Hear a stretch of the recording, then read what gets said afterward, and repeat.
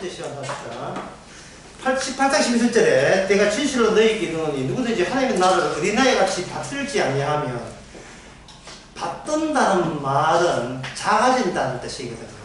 자기 생각을 전혀 하지 않을 때 받든다는 말을 할 수가 있어요.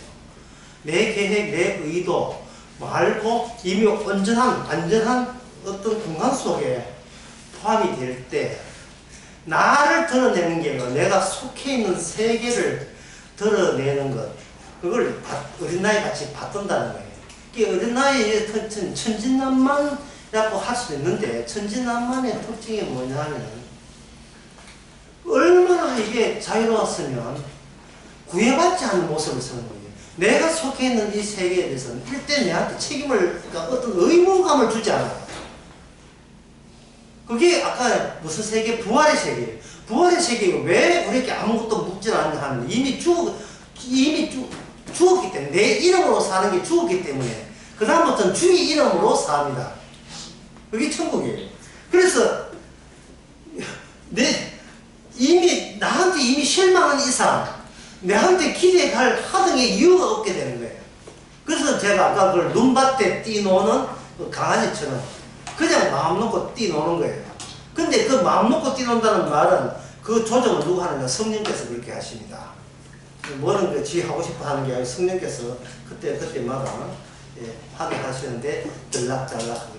왜냐하면 참 구원받는 자기가 주인공 되면 또다시 자기를 생각하거든요. 제가 생각하는 것은 시간 요소가 개입되면 어제보다 더 나아졌나, 앞으로 더 나아질 거야, 구원받을 거야 라고 생각한다. 그 시간 요소가 있기 때문에 그거는 십자가의 효과를 완전히 회방하면 돼요.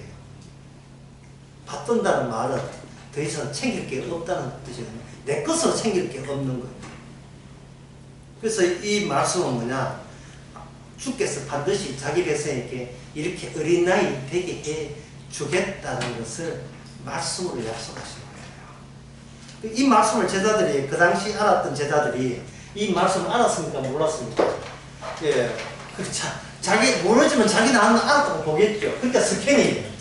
예수님 십자가 지기 전에 제자들이 알았던 주의 말씀, 십자가 지고 난 뒤에 부활해서 성령 올 때 다시 십자가를 바라보는 거예요. 그러면서 제자들은 늙어 죽지요. 죽고 난 뒤에 말씀을 남깁니다. 마태, 마가, 누가.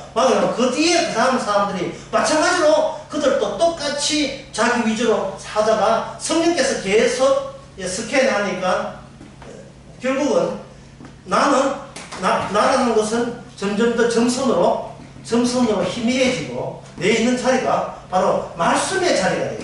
말씀의 자리. 이걸 대구 강의에서는 뭐냐면 1인용 1인용 침대에 두 사람이 들어온 거예요. 1인용 침대에 두 사람. 예전에 그렇게 했잖아요. 내 자리에, 이 더러운 내 자리에 누가 들어온다고 합니까? 주님이 들어오시고 성령이 들어오신 거예요. 이렇게 이해하지 않으면 이게 뒤에 나온 사도행전의 성도들 모습들, 사도 바울을 통한 기적들 하도 설명 못합니다. 사도행전 3장 16절에 베드로가 요한이 안전뱅이를 놨겠죠. 그때 안전뱅이를 놨는 게 중요한 것이 아니고 베드로가 요한이 걷고 말하는 게 있어요. 내가 한 게 아닙니다. 에이, 당신이 한 걸 봤어. 내가 한 게 아닙니다. 이 차이남. 어디서 차이나는 거예요? 바로 말씀에 의해서 지혜받는 것과 내가 말씀 지키는가의 차이죠. 그렇게 정리하시면 되겠습니다. 다시 한번 정리하면 주께서 어린애 되게 해주신다. 주께서 말씀 되게 해주신다. 너희들은 아니야. 너희 어른들은, 이 제자들 어른들은 너는 아니야. 어린애 같이 되지 않으면 천국 못 갑니다. 나중에 제자들이 성령 오게 되면 어린아이라는 것이 성령으로 새로 잉태해야 된다는 사실을, 기존에 태어난 육신 가지고는 안 된다는 것을 이제 깨닫게 됐죠. 자, 그 다음에 18절 봅시다. 18장 18절부터 이 말씀은 마태복음 이제 19장에도 유사한 말씀이 나옵니다. 나오는데 여러분들이 다 아는 거예요. 어떤 사람이 부자가 왔는데, 부자 청년이 왔는데 잘난 체 했지요. 난 어릴 때부터 십계명 지켰습니다. 더 이상 더 뭐가 더 필요합니까? 예수님 하신 말씀이 네가 부자잖아. 모든 걸 팔아 가난한 자에 주라. 그리고 나를 쫓아라. 그렇게 하니까 그 부자 사람이 거짓말에 돌아갔더라. 그 뒤에 나오는 말씀이, 이 말씀을 부자와 예수님 이야기 아니고 그 이야기를 듣고 있던 제자들이 깜짝 놀랐죠. 예? 제자들 자기들의 교회하고 너무 다르니까 천국이 어떻게 합니까? 하니까 27절에 보세요. 가라사대 물어 사람은 할 수 없는 것을 하나님은 하십니다. 이렇게 되어 있어요. 근데 28절에 베드로가 하는 말이 뭐라고 하냐면, 사람은 할 수 없는 것을 하나님이 하신다. 이렇게 하니까 그 이야기를 듣고 베드로가 우리가 우리의 것을 주님께 다 버리고 주를 쫓았습니다. 예수님의 말씀에 대해서 사람들이 그 오해의 그 극한, 예수님의 오해의 극한이 뭐냐? 마치 위대한 영웅, 위대한 스타, 위대한 스승을 만나고 난 뒤에 아낌없이 모든 것을, 내 것을 다 바치고 스승을 따라가면 우리는 스승이 있는 그 세계에 갈 수 있다고 생각하는 그 베드로의 인식, 이게 인간이 할 수 있는, 인간이 구원받지 못하는 아주 대표적인 인식이라고 할 수 있어요. 이 모든, 그래서 내가 어제 강의에서 했지만, 인간이 받지 못하는 가장 극한의 모습이 뭐냐면 희생입니다. 희생. 이해 안 해야 되는데 자꾸 이거 하고 싶어요. 희생의 주인공은 본인이죠. 본인. 희생의 주인공은 본인입니다. 그렇다면 이 본문을 우리가 흔히 알고 있던 그 부분과 그 본문을 달리 설명할 필요가 있습니다. 우리가 알고 있는 이 상식, 왜냐하면 베드로가 대시할 수 있는, 베드로 그 말씀 다 들었죠. 앞에 있는 말씀 다 보고 부자 청년에 와서 이 이야기를 다 봤잖아요. 다 보고 나름대로의 결론을 내린 것은, 그러면 우리가 모든 것을 내 것 가지는 것을 포기하고 주를 따라오겠습니다 라고 하는가. 거기에 대해서 예수님께서는 된다고 했어요, 안 된다고 했어요? 29절에 내가 진실로 너희에게 이르노니 하나님의 나라를 위하여 집이나 아내나 형제나 부모를 버린 자는 금세에서 여러 배를 받고 내세의 영생을 받지 못할 자가 없느니라 라고 했습니다. 이 말씀은요, 그런 식으로 해서 영생 받을 자는 아무도 없다는 거예요. 어째서 그런 결론을 보여야 되느냐? 희생해도 소용없어요. 희생해도 구원받지 못합니다. 우리가 또 힌트를 해서 얻을 수 있느냐? 여기는 27절에 18장 27절. 여기서 사람이 하는 것과 그 다음에 누가 하는 것? 하나님 하시는 것. 하나님 하시는 것을 완전히 예수님께서는 이걸 두 개 분리시켜 놨죠. 자, 그러면 그 분리시키니까 베드로가 한 말이, 그러면 우리는 안 할게요. 하나님 하시오도 맡기겠습니다 라고 베드로에 내린 결론이, 이 이야기 듣고 나름대로 정리한 것이 뭐냐? 모든 걸 버리고 주를 따라가겠습니다 또 했잖아요. 근데 그것이 틀렸다 이 말이죠. 왜 틀렸냐 하면, 하나님이 하시는 것은 사람이 하는 것이 없으면 하나님의 것이 하는 것이 나타나지 않습니다. 사람이 반드시 하나님을 공격해 줘야 돼요.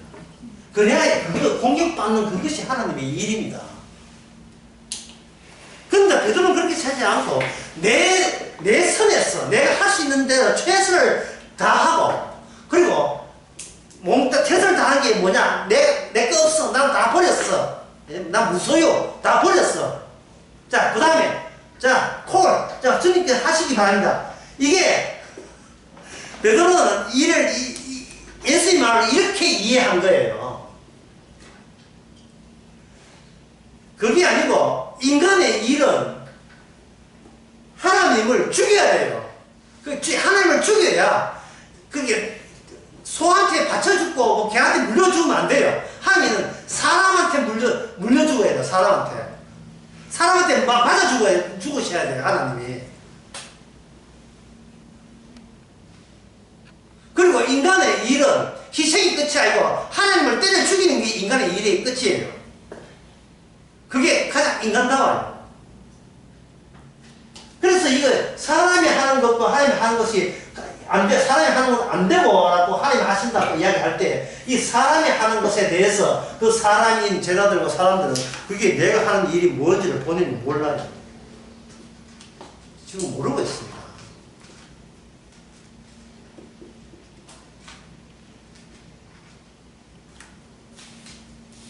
자, 그러면 모르고 있으니까 주님께서는 이제 모르는 거 이들을 위해서 예수님께서 이제 말씀을 하셨죠. 지금부터 다시 한번 18장 18절부터 말씀을 한번 보겠습니다. 지금 여러분들은 그걸 알고요. 하나님이 하시는 일은 따로 하나님의 일을 하시는 것이 아니고 사람이 자기 하는 일에 충실해서 충실된 일에 얻어맞는 결과가 곧 하나님이 하시는 일이라는 것. 사람 없이는 하나님의 일이 안 된다는 사실이거든요.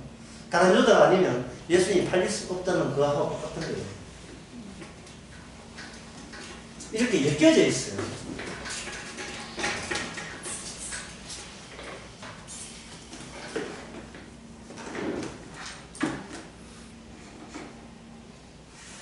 어떤 관원이 왔는데 18절에 내가 무엇을 하여야 영생을 얻으리까? 라고 질문을 그렇게 했지요.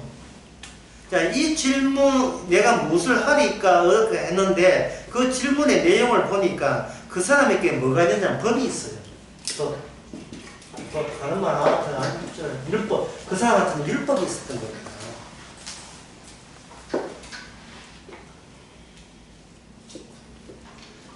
예수님께서 그 율법이 있다는 걸 알고 예수님께서 그 사람에게 얻어맞는 또는 뭐 버림받는 배척당한 그것을 예수님 쪽에서 실시하는 거예요. 예수님입니다. 이건 인간이고 예수님 쪽에서 그 사람을 하여금 유도하도록 예수님을 배척하고 버리도록 유도하는 쪽으로 주께서 이야기를 시작하는 거예요. 이게 뭐냐면 인간이 하나님의 영생을 할 때는 인간은 반드시 법의식을 가지고 접근한다는 사실을 주께서 아십니다.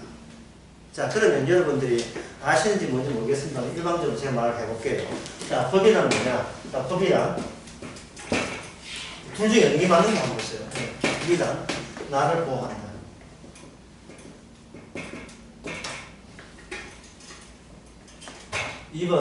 법은 나 말고 공동체를 보호합니다. 어느 쪽입니까? 네. 어느 쪽이? 네. 법은 나를 보호한다. 법은 나 말고 공동체는 가정, 네. 사회, 교회, 국가를 포함해서 법이 있다. 어느 쪽이 맞아요? 예. 질문을 갖다 하지만 상당히 어려운 문제죠. 상당히 어려워요. 이 어려운 문제에 답을 알려면 인간이 홀로 있느냐, 아니면 인간은 환경 속에 같이 있느냐, 이런 거예요. 인간은 환경을 보는 거예요. 인간은 환경을 보지만 환경이 인간을 어떻게 보는지에 대해서 인간은 모르고 있어요. 인간은 모르겠다고요. 하나의 예를 들면 쉬워요. 우크라이나 전쟁이 일어났잖아요. 자, 러시아 청년에게 러시아는 뭐냐? 조국은 뭐냐? 러시아 하는 말이 청년하는 말이 조국은 나를 지켜주고 보호하고, 예. 나에게 일자를 제공하고, 그게 국가가 우리한테 해주는 혜택이라고 하는 거죠. 사람들이 본능이 그렇잖아요. 나라가 내한테 뭘 해준다는 거예요.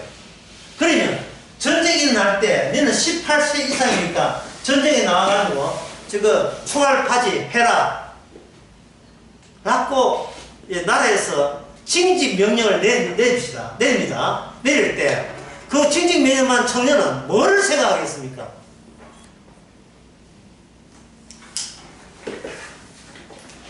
도대체 어떤 국가가 달라요. 국가가 내한테 뭘 해줄 것이라고 생각했죠. 조나이프 케네디의 정철 조 영화 나오잖아요. 국가가 나에게 뭘 해줄 걸 생각하냐고, 네가 국가를 위해서 뭘 할 걸 생각하라. 그 케네디가 한 연설을 그것도 영어로 했어요. 그 대목이 나오잖아요. 그런데 인간에 있어서는요, 위주가 누구 위주냐 하면 나 위주예요. 그래서 러시아 청년이 요트 타고 포항까지 오잖아요. 조국을 버리고. 이건 무슨 뜻이냐 하면 이겁니다. 나는 어느 누구도 내가 나 위해서 사는 것을 방해할 자가 국가가 되었든 가정이 되었든 누가 되었든 아무도 나를 나의 자율성 또는 자유의지, 나의 자유를 회복할 자격은 없다. 이게 철저한 겁니다.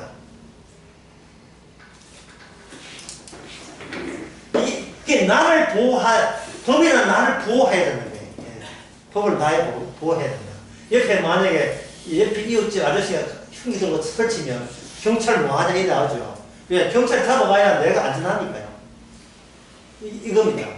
그런데 아까 그 러시아 푸틴이 18세 이상 전부 다 군대 소집하죠.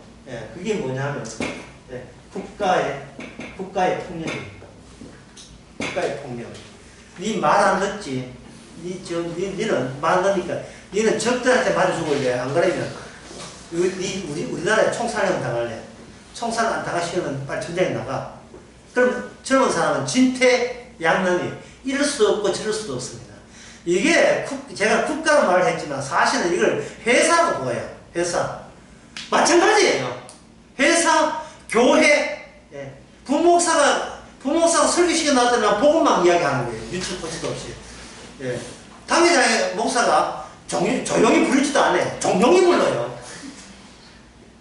미쳤나? 니 계약 안 할 거야, 안 할 거야? 왜 이래? 네가 이 나이 든 장로님의 심정을 알아. 집 두 채 바친 심정을 알아. 어디서 돈도 한 푼도 안 된 놈이요. 내 뭐 교회가 어떤 애들이 따물겠어. 안 그러면 네 계약 파기야. 은밀하게 불러가지고 그렇게 조치를 할 수밖에 없어요. 왜냐하면 장로들이 당회장 목사한테 함정해가지고 부목사 좀 길 좀 드리라고. 그걸 뭐냐?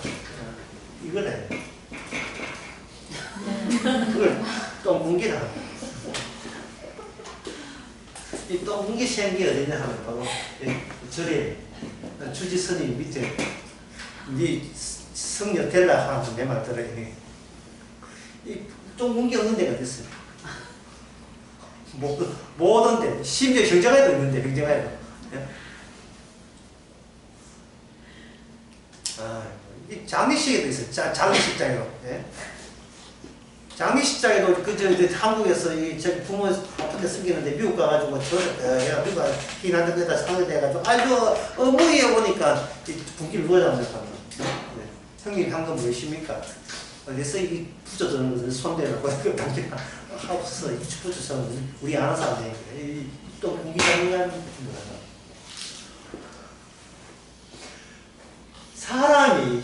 사람이 본인을 몰라요. 본인은 분명히 이상하게 자기밖에 모르는 자유가 있는데 그게 맥히지 않아요. 이 세상에는 이 현실에서 먹혀들지는 않습니다. 그러니까 여기서 본인의 자유가 찢어져요. 힘들지요. 아까요. 힘들 때 불러야죠. 비 오는 감동 믿죠. 힘들어요. 왜 매사가 가는 곳마다 왜 내 마음이 안 들어. 이 세상 자체, 현실 자체가. 주님의 뜻은 뭐냐? 다루어진다는 게, 주님께서는 뭐냐? 현실은 주님이 지고 있어요. 주님이 다루어지는 사람은 영생에 들어가요. 영생. 나 영생 들어갈래? 천국 갈래? 못 들어갑니다. 주어진 환경에 의해서 내가 아는 나가 아니라 전혀 예상 못한 나로 바꾸어질 때 구원받는 겁니다. 이게 뭐냐면 사람 뜻대로 되지 않고 아버지의 뜻대로 된다는 그 뜻이에요. 그게 제자들은 아무도 몰라요. 이거는 모든 걸 버리겠습니다. 모든 걸 버리더라도 여기 진실로 이놈이 하나님의 나라를 위하여 집이나 아내나 형제나 부모나 버린 자는, 이 말은 하나님의 나라가 너의 모든 것을 빼앗을 것이라는 거예요. 심지어 자녀까지, 형제까지, 집까지. 주님께 하늘 나라가 왔어. 성령이 와서 뺏어야지. 네가 갖다 바친다고 네가 구원받고 영생받는 게 아니라는 거예요. 그래서 남한테 구제하지 마, 공격하지 말라고. 빼앗길 때까지. 이게 뭐냐면 똥고기, 괴물이나 똥고기. 이게 주님이 고기 잡는 거예요. 그 주님이 고기 잡는 거예요. 사람이, 주일날도 했지만, 사람이 헌금한다는 말은, 예, 뭐 뜻이냐면, 그 돈 드렸잖아요. 그거 빼는 거 나머지는 내 자율성으로 씁니다. 이 뜻이거든요. 본인을 군기 잡으면 그게 군기가 아닙니다. 빼앗기듯이 헌금해야 돼. 빼앗기듯이. 다시 말해서 헌금하고 갈 곳을 몰랐어요. 갈 곳을 몰랐어요.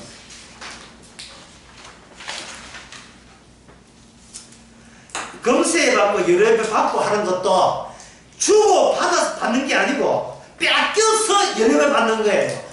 마치 영생을 어떻게 받는다고?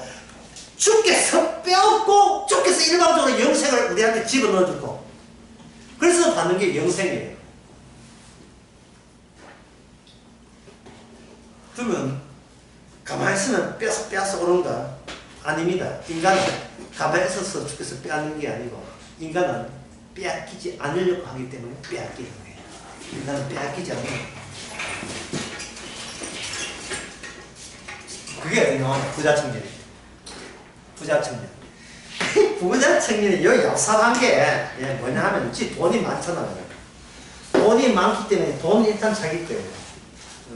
돈은 자기 거였고, 더 중요한 것은 돈을 모을 때 자기 힘으로 모았어요. 부자 청년, 그게 관해야 되는데, 청년합시다. 부자 청년은 부자 되는, 여기 뭐냐 하면 법이 있었고, 그 법을 본인이 이걸 지켜냈다.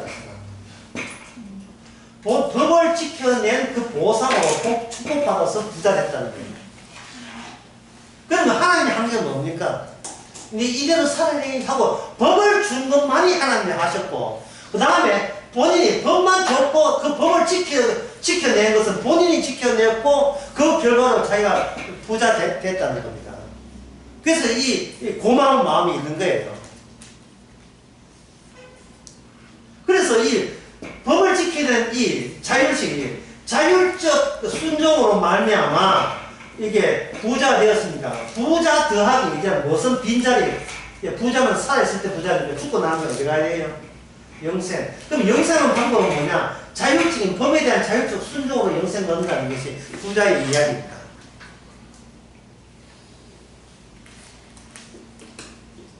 그러면 오늘날 우리 같으면 부자가 그런 이야기였으면 예수님께서 좀 친절하게 이야기를 해주시면 되잖아요.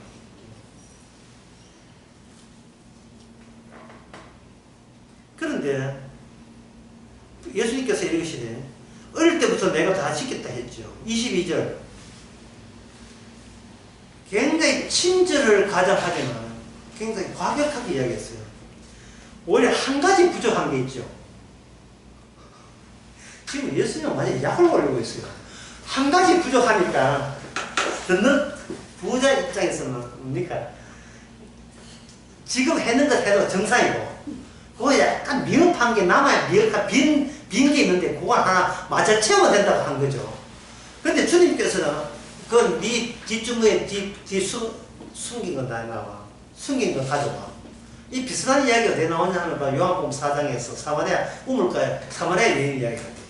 사마리아 이야기는 계속 뒤에 숨기고, 나는 그러면 예수님은 어느 쪽에 어느 사례에 예배드리면 하나님 기뻐하겠습니까? 이래 나온 거예요. 종교적인 폼을 내고 있는 거. 어느 쪽에 예배드리면 됩니까? 그러나 이미 그 전에 그 여자는 이미 이 혈통에 나버린 거예요. 다시 말해서 빼앗긴 거예요. 자기의 숨겨져 있는 걸 빼앗길 때 비로소 주님과의 관계가 정상적인 관계가 되는 겁니다. 결국 인간은 예수님의 목숨을 빼앗잖아요. 주님께서 십자가 이전에 먼저 주님께서 인간부터 건드리는 거예요. 시비 거는 거예요. 내놔. 아니 깜빡이. 내놔. 예. 그러니까 이거는 인간의 주일날 설교하면서 인간의 자비심에 대해서 주께서 끝까지 시비 걸어요. 인간의 자비심, 배려심에 대해서. 배려 같은 소리 하고 있네. 자비, 순진한 하고 있어요. 예. 내가 스나갈 타문의 신천대리라는 그 원칙에 대해서 인간은 조금도 발을 빼본 적이 없어요. 아니, 발을 못 빼요. 뺄 수가 없어요. 왜? 환경 자체에 갇혀 있으니까. 예수님을 죽이게 된 환경을 의도적으로 주님 쪽에서 그걸 인간에게 몰아시다. 다들 전자네요. 전자는 것을 완전히 폭도로 만드는 작업에 주께서 나선 거예요. 사람은 안 건드리면 전자예요. 네, 건드리면 자기 본색 나옵니다. 그걸 유명한 사자성어의 영웅 본색이 돼요. 이빨 수심이 있어. 주윤발. 기울이 자기 본색을 기기 들춰내는 거예요. 그런데 이 이야기가 지금 부자청년 보고 이야기했죠. 놀라기는 누가 놀랍니까? 예수님 쪽에 있다고 얘기했던 그 제자들이 너무 놀래버린 거예요. 네. 이게 지금 부자청년 보고 이야기하고 우리 보고 이야기하겠죠. 그 양발차기야. 그 구분이 안 되는 겁니다. 21절 다시 봅시다. 아까 우리가 공부한 거 나와요. 이것을 내가 어디서부터요? 어릴 때부터죠. 시간 요소, T 요소, 시간 요소, 타임 요소, 시간 요소가 벌써 인간에 포함되어 있습니다. 인간은 시간 요소를 플러스해서 어디에 터치한다? 영생의 나라에 접촉하고자 하는 이것이 바로 모든 인간의 본성입니다. 그래서 시간에 허태 시간 아니다. 중요한 시간, 나를 위대하게 만드는 시간 해서 터치하는 거예요. 예수님께서는 하시는 뜻은 이겁니다. 가족 관계예요. 돈이 있는 이상, 훌륭한 자는 없다. 돈이 있는 이상 훌륭한 자가 없다. 이래가지고는 무슨 뜻인지 잘 모를 거예요.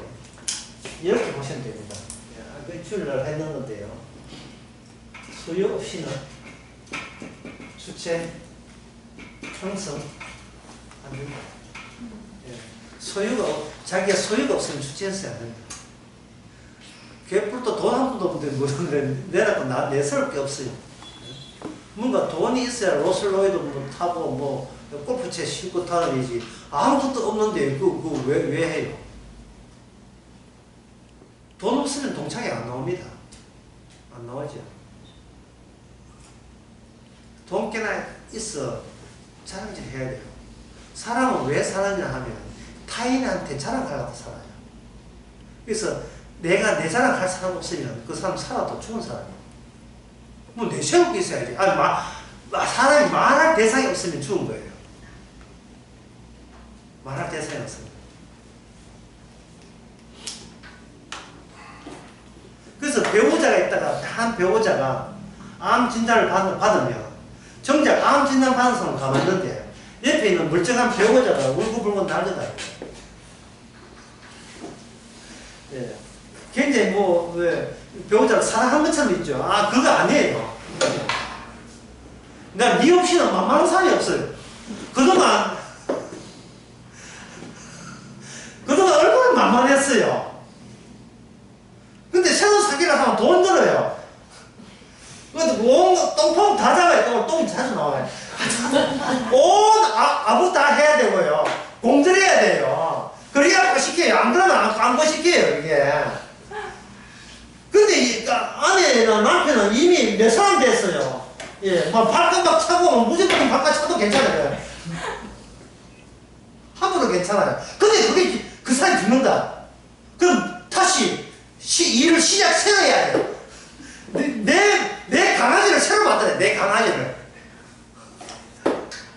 내가 무슨 소리 해도 다 들을 수 있는 사람을 새로 새로 제작을, 그 공예 품을 새로 제작하려고 하면 이거 얼마나 힘들어요. 인간은 끝까지 자기뿐이에요.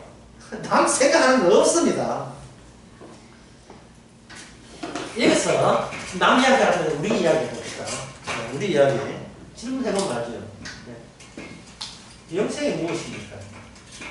지금 영생이 올 거잖아 하는데 지금 정작 영생이 무엇이냐에 대해서는 이 부자나 제대로 또 마치 아는 것처럼 이야기합니다. 내가 모든 걸 다 버리고 주를 떠났으니까 영생 주어지겠죠. 아니 네 지금 영생을 네가 안다고 여기고 지금 베드로가 그런 소리 하거든요. 영생이 뭡니까?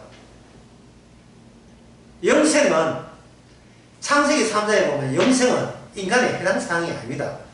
인간이라는 것은 영생과 떨어진 존재가 영생이에요.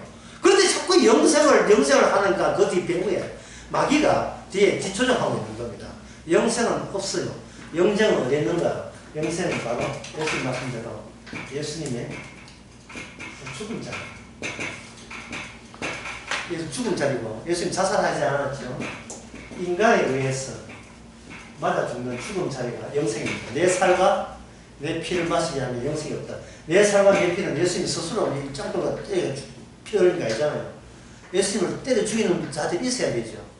사람이 없으면, 죄인이 없으면 영생이 발생되지 않습니다. 철저하게 인간은 영생에 못 들어온다는 창세기 3장의 그 취지가 살아있는 나라가 영생의 나라예요. 사람은 들을 수 없었다. 나라예요. 그 나라예요. 하나님은 창세기 3장의 취지를 포기한 적이 없습니다. 끝까지 갑니다. 제가 대구 어제 강의했는 거 잠시 중량기에서 설명해 드리고자 합니다. 느부갓네살이 꿈을 꾸는데 신하들이 꿈을 몰랐지요. 그때 느부갓네살이 상당히 토발적인 행동을 합니다. 뭐냐면 내 꿈을 해내지 못하면 다 죽인다. 다 죽이버린다. 이걸 제가 설명한 건 뭐냐면 자기 근본을 모르는 자는 죽어도 할 말 없는 존재다 뜻이에요. 자기 근본을 모르는 자는 살아도 살 가치도 없다는 거예요. 이것이 느부갓네살이 이야기했잖아요. 그런데 이것이 바로 하나님이 이 이야기를 우리 보고 한다니 우리는 여기서 뭐라고 대꾸하겠습니까? 네 근본 알아? 네 영생 알아? 없어요. 그러면 죽음 마땅하네. 그래서 하나님은 십자가를 알아라 말은 십자가 알면 다행이고 십자가 몰라도 살 수 있다가 아니라 십자가 모르면 내 근본을 모른다는 이유 때문에 다 죽여버리겠다는 거예요. 그러면 복음을 전하는 말은 무슨 뜻입니까? 자, 여기서 여러분들이 생각해야 돼요. 복음을 전한다는 말은 무슨 뜻입니까? 여기 물병 있죠? 어떤 사람이 물병을 들고 이 물병이 참 이쁘죠? 여기 물병 맛있게 생기죠? 하면 그걸 들고 복음 전하는 사람이 뭐라고 하냐면 니 저주받았어 이거거든요. 물병에 물이 맛있다고 이야기했는데 저쪽에 복음 하나가 니 저주받았어라는 이야기를 왜 황당하게 왜 생뚱맞게 그 이야기를 왜 합니까? 뭐냐 하면은 물이 맛있다는 건 알지만 뭘 몰라요? 본인의 근본을 모르죠. 근본은 모르고 되고 안 하고 되는 게 아니고 복음 전달하는 데는 뭐냐? 근본을 모르고 십자가 못 잖아. 그거는 하나님이 속히 다 죽여버려야 될 상황이라는 거예요. 그 심정이 주님의 심정이고 성령의 심정이고 하나님의 심정이에요. 니는 몰라도 니도 살고 나는 알고 내도 살고 이게 아니고 사람을 만나게 되면 야 이번에 내가 옷 좋은 거 사 입었지 이쁘지? 죽여버려! 왜? 뭐 약 먹어서 왜 그래? 나는 니는 십자가를 모르잖아. 그거 꼭 알아야 돼. 니는 십자가 알고 난 모르고 살래. 그런 선택의 여지가 인간에게 허용된 적이 없음을 복음 전도자는 그게 완전히 거기에 푹 젖어들어야 된다. 평소에. 그래야 복음 전도자가 세상 부귀영화 때문에 기죽지 않아요. 이 무엇이 예수님도 이거 갈수록 정덕하는 거 생활비 안 나오고 이게 뭐야 이게 아니고 나하고 그 비교하는 게 비교, 그게 선도사 입장에서는 뭐냐면 느부갓네살 입장에서는 비교 대상이 없어요. 근본도 없는 것들이 모르는 것들. 이에 대해서는 죽어 마땅하다는 그 인식이 오늘날 예수님의 인식입니다. 그리고 누가 보면 18장 인식이에요. 아버지, 내 열심히 이제 회사 들어가가지고 돈 많이 벌어서 아버지 호강시켜 드리겠습니다. 자식이 혹시 그런 이야기 하면 죽어버려라. 그럼 뒤아가 될 수가 없죠. 그래, 착하구나. 내 자식 보람 키운 보람이 있다. 이래가 돼야 되잖아요. 근데 네가 십자가를 알아. 차츰 알고, 지금은 바쁘니까 차츰 내가 스님 알아가겠습니다. 그게, 그래, 이거 내 자식이니까 내가 용서해 줄게. 내 자식은 내가 용서해 줄게. 그게 바로 이 부자 청년의 실수입니다. 그는 철저하게 사람이 일해서 본인이 벗어난 적이 없어. 자기 일해서. 그리고 제자들도 마찬가지예요. 자기 일에서 벗어난 적이 없어요. 그래서 아까 내가 죽어버리라고 과격한 말을 했지만 예수님은 더 심한 과격한 말이 뭐냐? 29절 30절입니다. 다시 한번 읽어보겠습니다.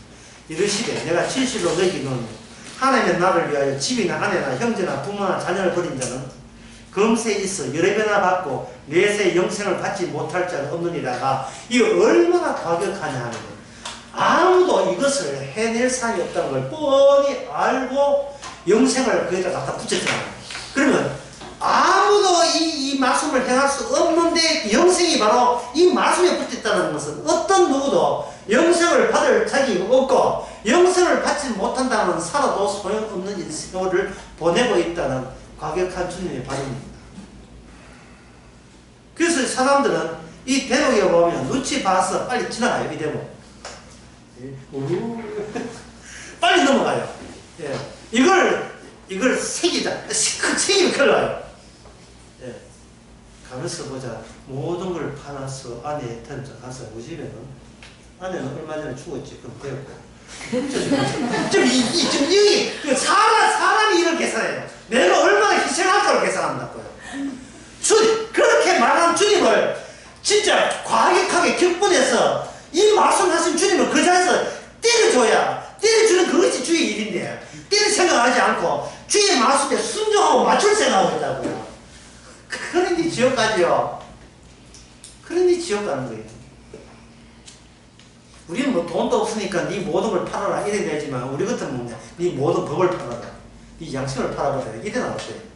우리가 감추고 고이고이 딴 것은 다 없어도 이것만큼은 이것 때문에 이 소유 때문에 나는 주체로서 내 내용물은 아직도 주체가 존재하다고 말한 그 무엇이 있을 거예요. 그 무엇이 사람마다 다 다르지만 어떤가의 그 최후의 것이 있을 거예요.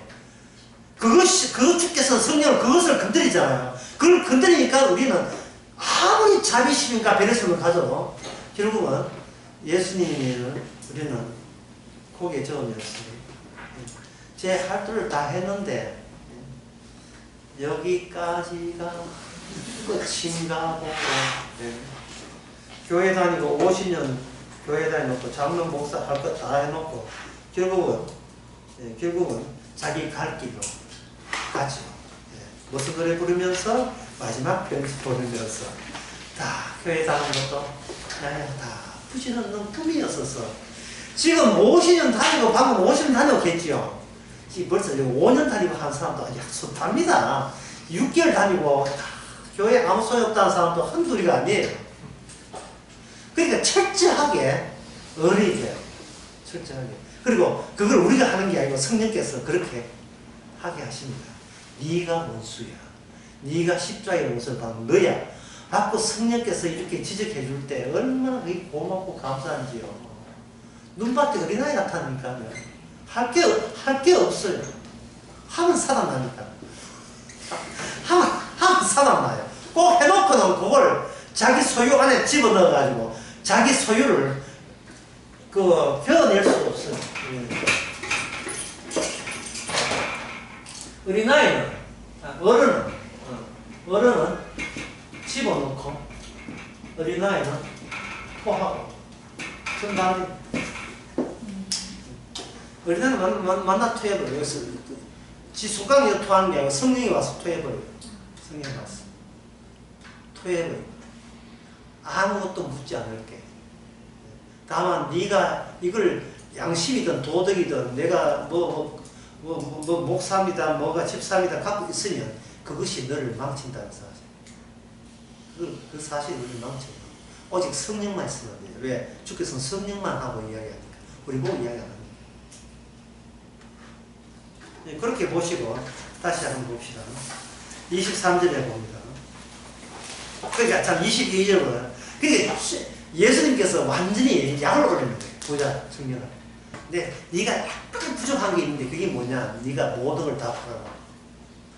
왜 이런 말씀을 하시냐 하면 이 예수님 말씀하는 이유가 영생하고 큰 부자하고 어떤 것이 가치가 나옵니까?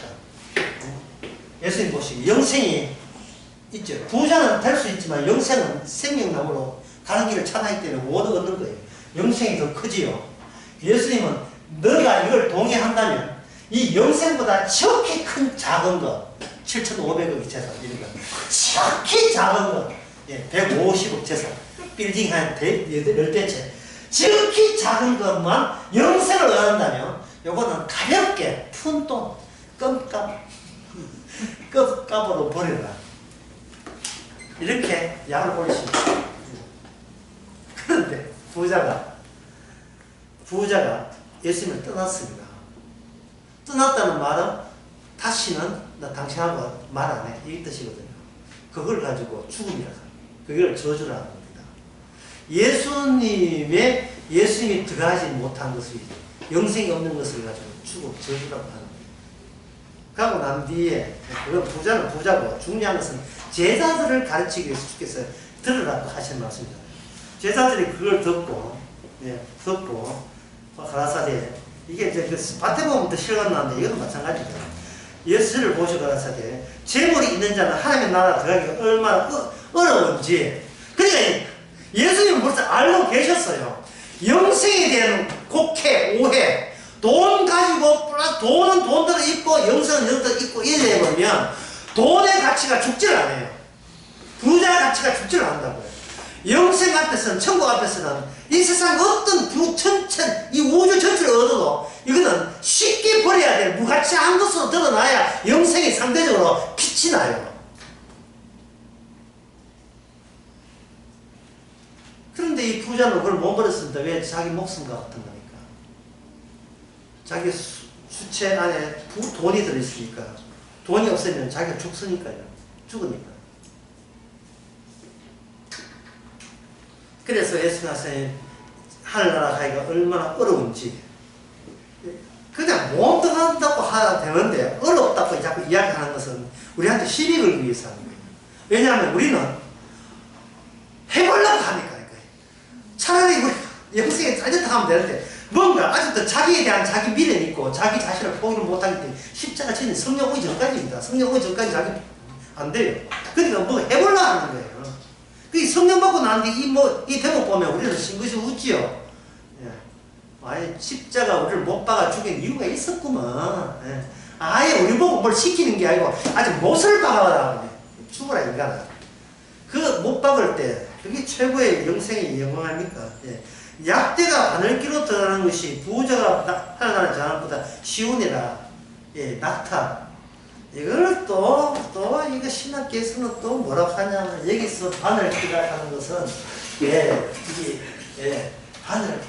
바늘기가 아니고 원문은 어떻고 또 언어가 어떠니 두 가지 이론이 있어요. 하나는 바늘기라 하는 것. 그 당시 예루살렘에 작은 문이 있는데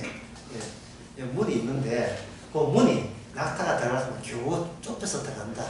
그래서 그 당시 지자들이 다 알아듣는 예루살렘에 물 있지, 바늘기 있지, 그처럼 어렵다. 이렇게 설명했다는 설과 두 번째는 뭐냐, 바늘기라는 것이 원래는 밧줄 동그랗게 한 밧줄이 원어와 유사한데 이게 오역을 해가지고 밧줄 귀를 해주고 바늘기라고 했다. 이렇게 최근에 나온 논문에 보면 그렇게 지금 그 말은요, 그 뒤에 예, 사람은 할 수 없다는 말이 무슨 말인지 모르는 거예요. 언어를 듣고 납득을 해서 그 납득된 거 가지고 내가 어떻게 행동으로 변화시켜서 내가 새로운 변화. 아까 신랑을 할 때 뭐라 했습니까? 왜 신랑 노래 부르지 않았겠어요? 뭐가 내가 무슨 사람 하는가? 오늘 제목 이걸 하자. 내가 스스로 내가 생각하는 나와 그가 다른 나를 내가 내 힘으로 하고 싶은 거예요. 이거는 지금 못됐어요 정말 이거는. 예. 이거요 이 러시아가 이거 완전히 이거 징집해봐야 돼요. 예. 국가의 공동체 폭력을 맛보지 못해서 그래요. 심지어 교회 안에도 예, 내시당 내 마음대로 못합니다. 당에서 부르고요. 예, 장로가 눈치 주고 옆에 고참 집사가 뭐라 하면요. 예, 기도도 함부로 못하고 헌금도 함부로 못합니다. 예, 구역장이 뭐 보통 권력이니까 구역장이 안 먹고 해가지고 예, 당신을 위해서 자녀가 위해서 기도해 드리겠습니다 말하면 어떠시에요? 우리 기도빨 끝나면 네 자녀 저주 받는 거지. 이 세상이 공동체라는 것이 전부 다 폭력적 단체라고 보면 돼요. 그런데 그 공동체를 왜 원합니까? 누구를 보호하기 위해서? 나를 보호하기 위해서. 애들 클 때는 지 혼자 큰지 알죠. 나중에 커보세요. 여차하면 부모한테 엄마 좀 도와줘, 아빠 도와줘 이래 하죠. 필요할 때마다 공동체 찾지요.